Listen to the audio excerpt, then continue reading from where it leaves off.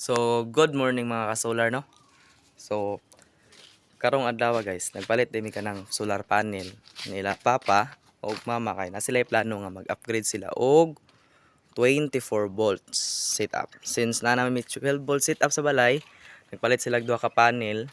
So, mo ni ang panel nga napa sa sulod sa balay. Mo ni 555 watts na nga Jinko guys. Then kani guys is mo po ni 555 watts po di siya guys. So total of 1110 watts.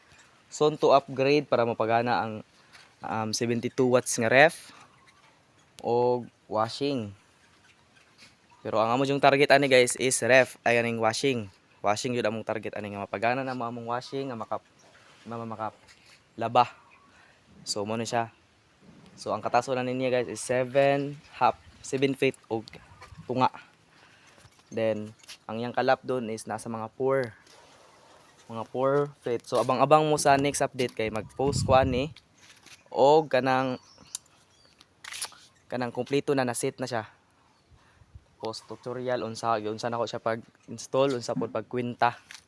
So mo ni siya 555 watts nga Jinko since wala man may kapait og try na. So sa Davao ni siya gikan ayan solar. Salamat jud pod no. Nakapalit pod mi dito. Naka-less pod mi dito guys. So pwede mo dito mamalit nasa Davao, Kabantian Road.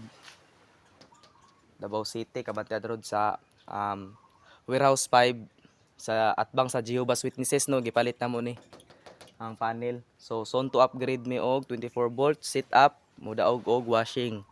Since maka-harvest man ta og 1110 or ibaba na to siya sa mga 800 watts a day ay an hour. So 800 watts sa isa ka oras. So kaya gani siya washing guys since ang washing is nasa mga 300 watts to 400 watts.